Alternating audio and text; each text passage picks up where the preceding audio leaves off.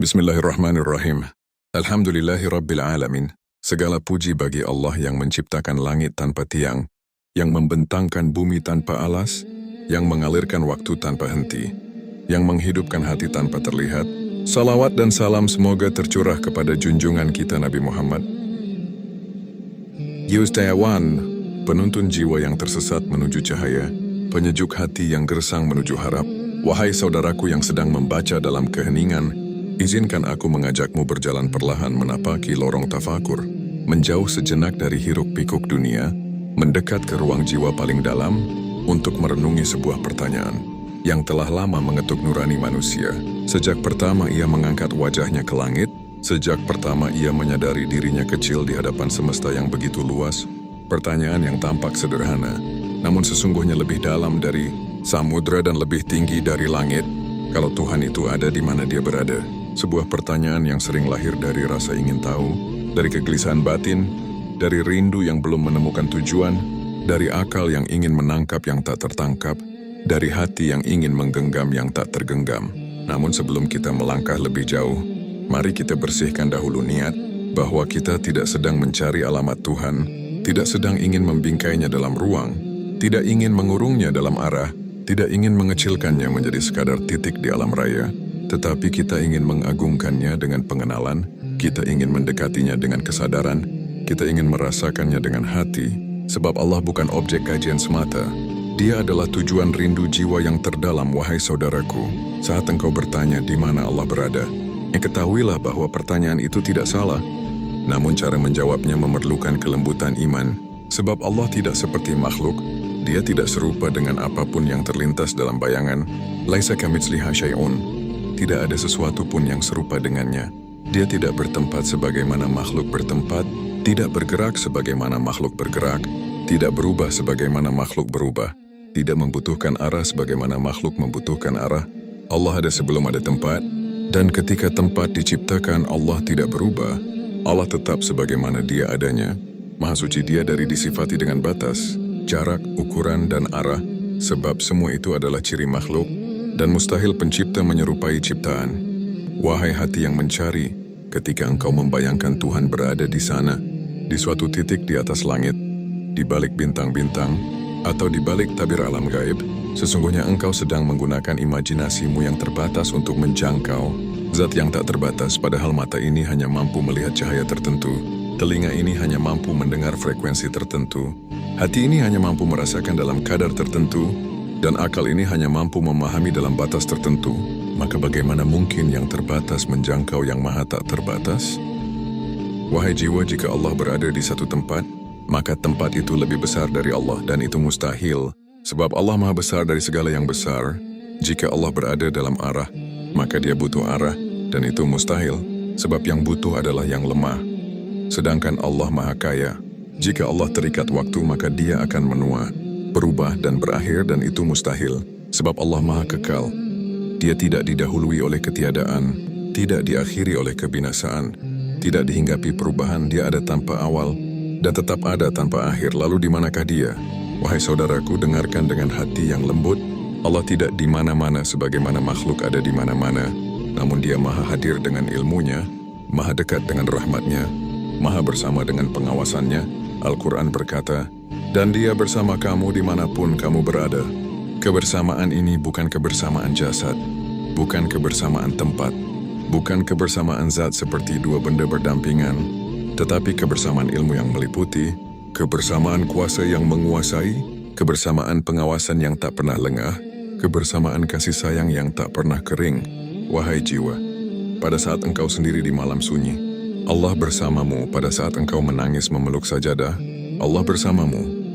Pada saat engkau jatuh dalam dosa dan menyesal, Allah bersamamu, bukan dalam rupa, bukan dalam jarak, tetapi dalam ilmunya yang tahu tangismu bahkan sebelum air mata jatuh, dalam rahmatnya yang membuka pintu taubat bahkan sebelum lidahmu mengucap istighfar, dalam hikmahnya yang mengatur hidupmu bahkan saat engkau lupa kepadanya.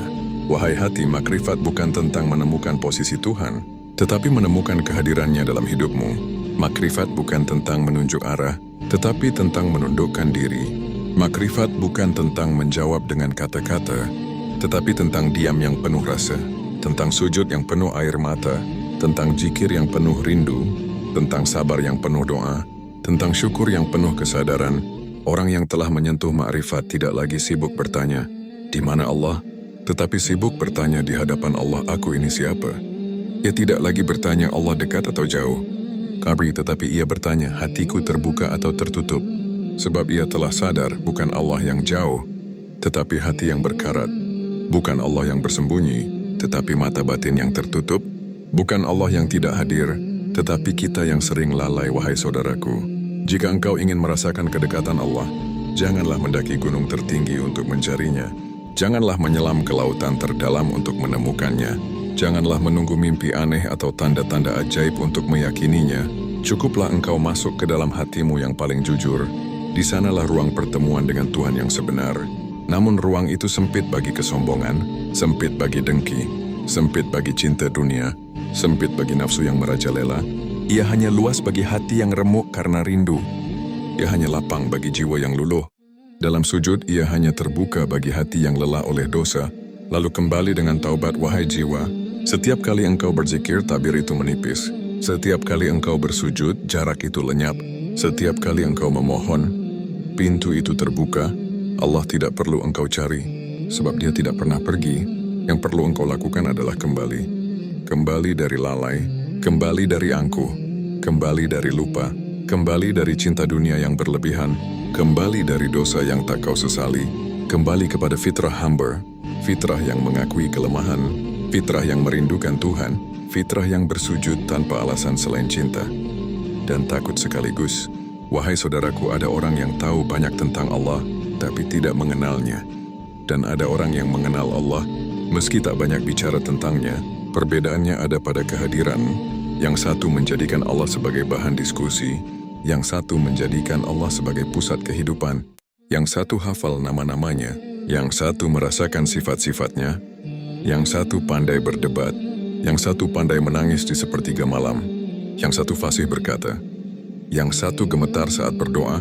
Maka janganlah engkau tertipu oleh banyaknya kata, carilah kedalaman rasa. Janganlah engkau terpesona oleh teori, kejarilah kelezatan munajat, sebab Tuhan tidak ditemui di buku, melainkan di dada, tidak dijumpai di forum, melainkan di sujud, tidak diraih oleh debat, melainkan oleh taubat. Wahai jiwa, ketika engkau bertanya, kalau Tuhan itu ada, di mana Dia berada? Dengarkan bisikan makrifat dalam hatimu. Dia lebih dekat dari napasmu. Dia lebih tahu dari pikiranmu. Dia lebih peka dari perasaanmu. Dia tidak menunggumu datang, tetapi menunggumu sadar. Dia tidak jauh, tetapi engkau yang sering pergi. Dia tidak diam, tetapi engkau yang sering lupa. Dia tidak meninggalkan, tetapi engkau yang sering berpaling. Betapa sering kita mengira Allah jauh karena doa belum terkabul. Padahal mungkin Allah sedang mendekatkan kita dengan cara yang tak kita sukai. Betapa sering kita merasa Allah tidak melihat karena hidup kita sempit, padahal mungkin Allah sedang mengasah jiwa agar layak menerima luasnya rahmat. Betapa sering kita merasa Allah tidak mendengar karena langit terasa tertutup, padahal mungkin Allah sedang mengajari kita makna sabar dan pasrah. Wahai saudaraku, sesungguhnya Allah lebih lembut dari yang kita bayangkan, lebih dekat dari yang kita sangka, lebih mengerti dari yang kita duga. Dia tahu luka yang tidak kita ceritakan. Dia paham beban yang tidak kita perlihatkan. Dia mengerti rindu yang tidak kita ucapkan. Maka jangan lagi bertanya dengan cemas di mana Allah, tetapi bertanyalah dengan harap, bagaimana caraku mendekat kepadanya? Dan jawabannya sederhana namun berat. Dengan iman yang dijaga, dengan salat yang dihidupkan, dengan zikir yang dilazimkan, dengan Al-Quran yang dibaca dengan hati, dengan maksiat yang ditinggalkan meski berat, dengan taubat yang diulang meski jatuh berkali-kali. Sebab setiap langkah menuju Allah, Allah akan membalas dengan berlari. Setiap satu hasta kita mendekat, Dia akan mendekat sejauh satu depa. Setiap satu depa kita menujunya, Dia akan mendekat sejauh satu hasta. Dan bila kita datang berjalan, Dia akan datang berlari. Itulah janji Tuhanmu. Wahai jiwa yang lelah, Allah tidak bertempat, tetapi Dia memberi tempat pada hambanya di dalam rahmatnya. Allah tidak berdiam, tetapi Dia mengisi hidup orang beriman dengan makna. Allah tidak dapat dilihat dengan mata, tetapi dapat dirasakan dengan iman. Allah tidak bisa dijelaskan sepenuhnya dengan kalimat, tetapi dapat diresapi dalam setiap sujud, setiap nafas, setiap air mata. setiap syukur, setiap sabar. Maka ketika engkau selesai membaca ini, jangan engkau simpan hanya di kepala, simpanlah di dada. Jangan biarkan ini sekadar tulisan, jadikan ia pintu pulang, pintu kesadaran, pintu taubat, pintu rindu. Sebab sejauh-jauhnya engkau pergi, Tuhanmu selalu menantimu. Sehina apapun engkau merasa, rahmatnya selalu menggendongmu. Seburuk apapun masa lalumu, ampunannya selalu lebih luas. Maka pulanglah, wahai jiwa. Pulanglah kepada Tuhan yang tidak pernah meninggalkanmu sejak awal. Dan disinilah akhirnya kita memahami bahwa pertanyaan di mana Allah berada perlahan berubah menjadi pengakuan lembut. Aku selalu berada di hadapan Allah. Dan dari pengakuan itu lahirlah rasa malu dalam dosa. Lahir cinta dalam ketaatan. Lahir damai dalam takdir. Lahir tenang dalam cobaan. Lahir rindu dalam doa, wahai saudaraku. Semoga tulisan panjang ini bukan hanya kau baca, tetapi kau rasakan. Bukan hanya kau pahami, tetapi kau hayati. Bukan hanya kau dengar, tetapi kau jawab dengan hidupmu. Hidup yang lebih sadar, lebih lembut, lebih dekat kepada Allah. Dan sebelum kita berpisah, marilah kita tutup dengan harap dan doa. Semoga Allah menerangi hati kita dengan cahaya makrifat, melapangkan dada kita dengan iman, membersihkan jiwa kita dengan taubat, dan mengumpulkan kita kelak di bawah naungan rahmatnya. Rabbana la tuzigh qulubana ba'da iz hadaitana wa hab lana min ladunka rahmah innaka antal wahhab amin ya rabbal alamin. Dan jika tulisan ini mengetuk hatimu, jika kalimat-kalimatnya menggetarkan jiwamu, jika maknanya menuntunmu kepada Tuhanmu, maka jangan simpan sendiri, bagikan kepada yang lain. Ajak saudaramu dalam cahaya, sebarkan kebaikan ini sebagai sedekah jariah. Dan juga jangan lupa untuk subscribe dan share agar lebih banyak jiwa menemukan jalan pulangnya menuju Allah.